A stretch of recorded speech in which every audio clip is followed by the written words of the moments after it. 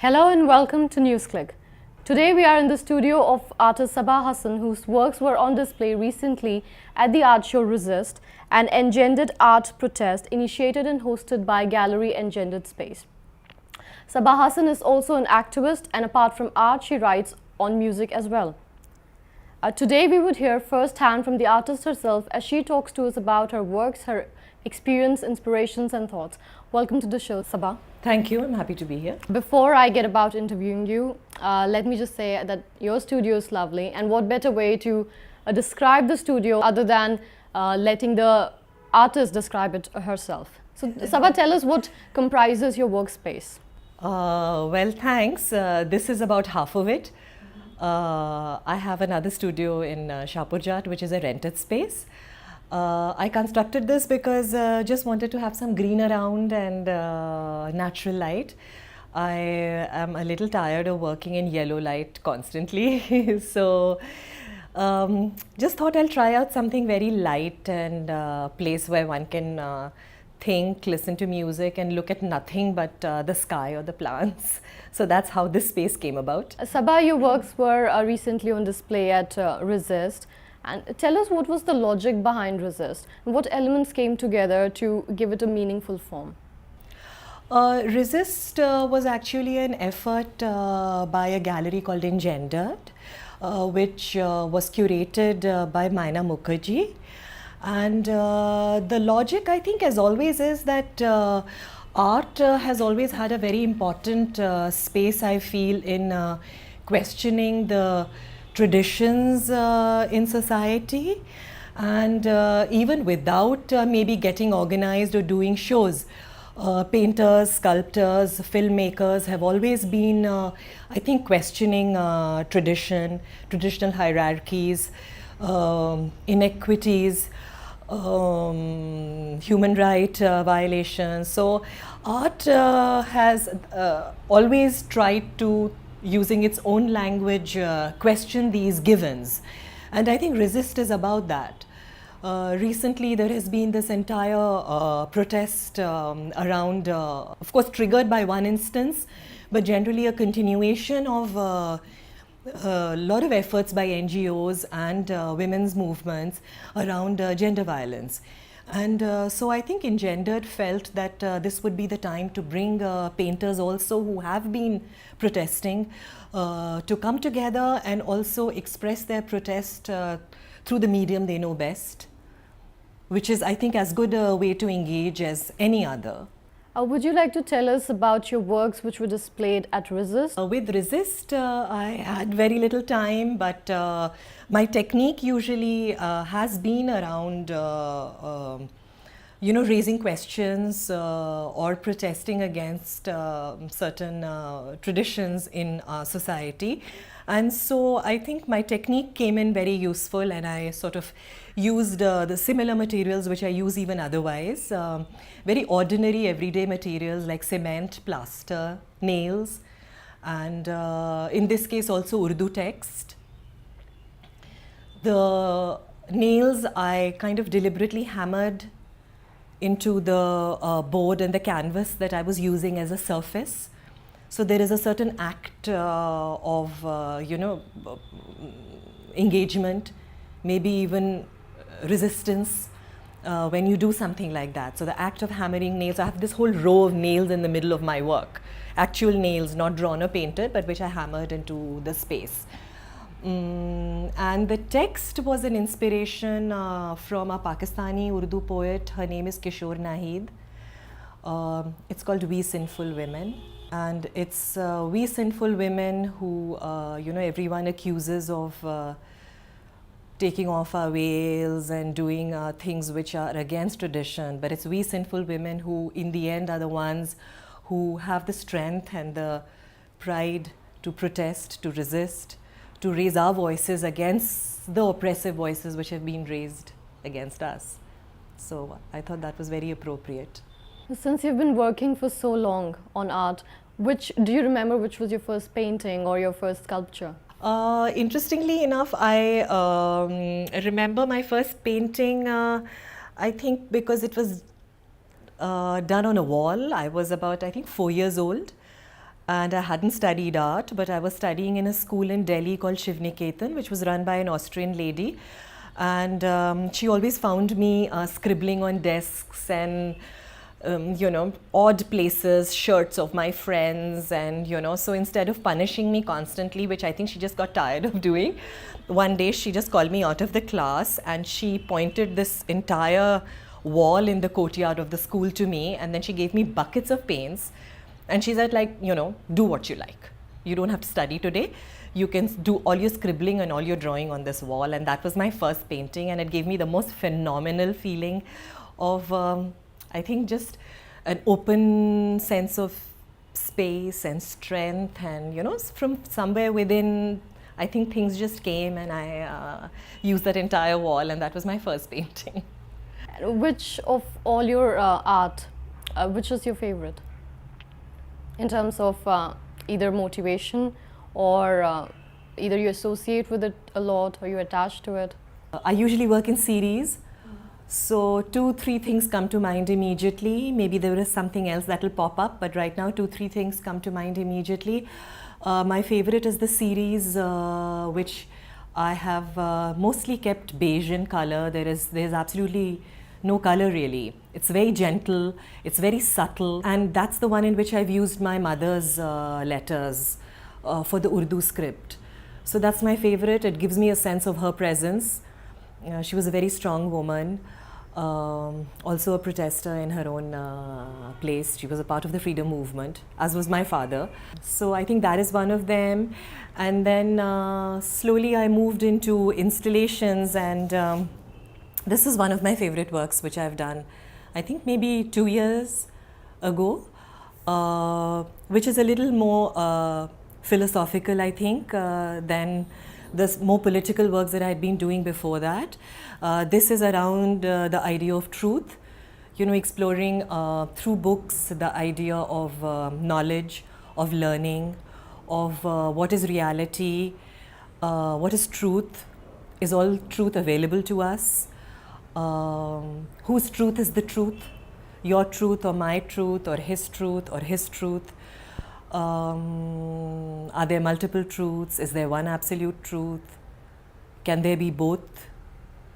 The existence of an absolute truth and also many truths, many perspectives. And I think this is my favorite work because this is where I am right now, in a sense. I'm also exploring it through my conversations with people. So it's a conceptual, philosophical work, but it also kind of expands one's understanding of how things are today. So even in terms of activism, this raising the question about truth also has political ramifications, as to whose truth is the ruling truth today. For instance, Afzal Guru's case, a lot of people seem to think, and there has been a kind of hysteria built up in the country, that he should be hanged, and he was. So one truth prevailed.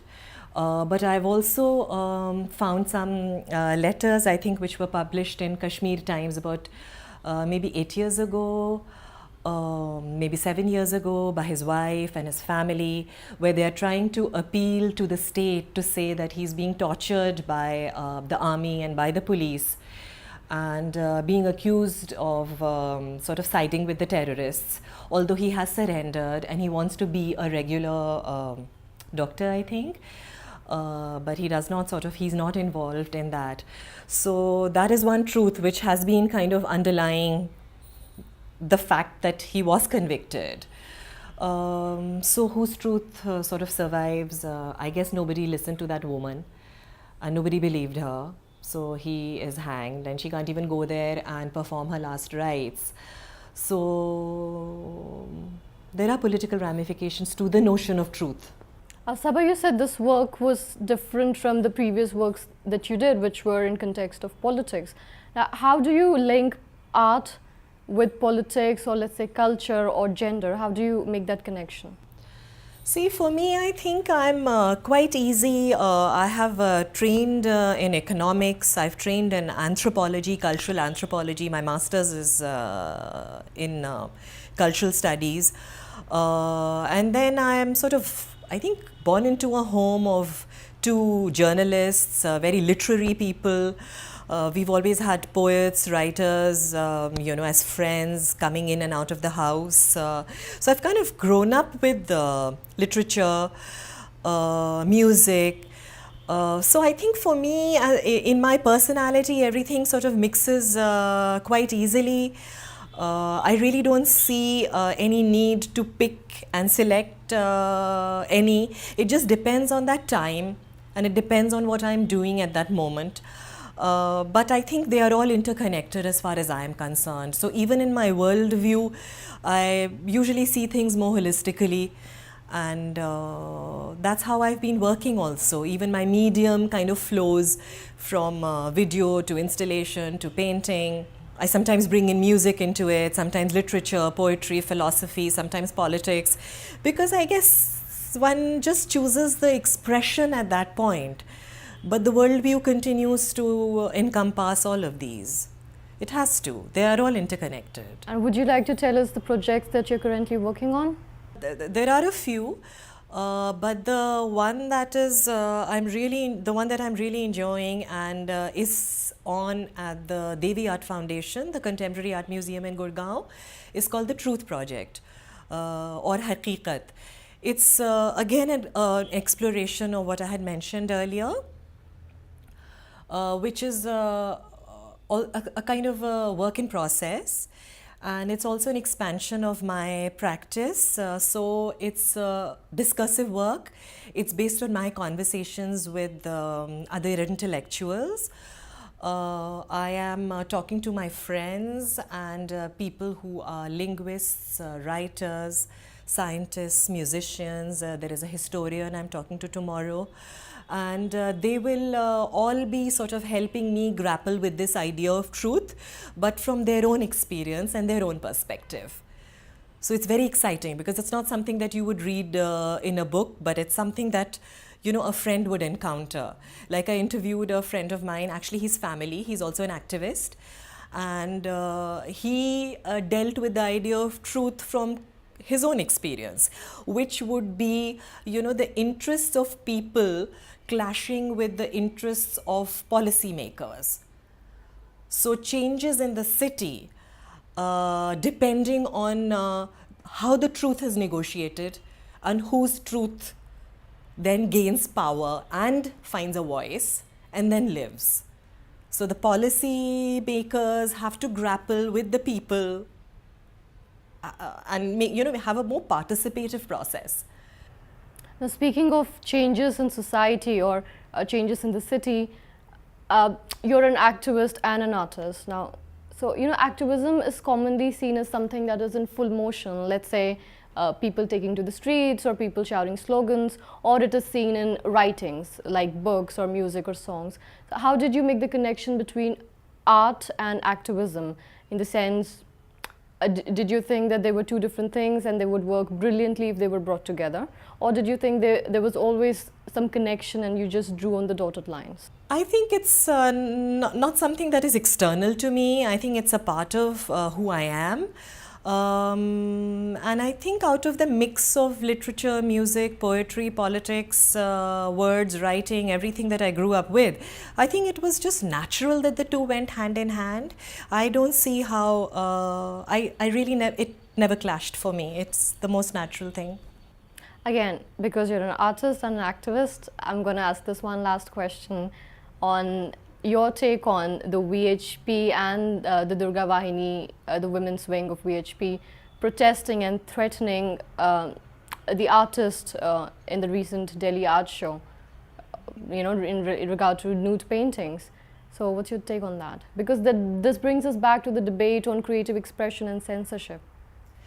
It brings us to that, and it also brings us, I think, more importantly, to the undue importance that we give to these groups which are so ignorant about our art and our creative expression. For instance, as far as nudity is concerned, it's existed in the Indian culture for many, many centuries. I mean, there are examples I saw recently in Bhopal, for instance, and they are there in the National Museum, and sometimes even in people's homes, and they have been stolen from our country by many a colonialist. Right from what, 3rd, 4th, 5th, 6th century, you find that kind of nudity as a creative expression quite acceptable.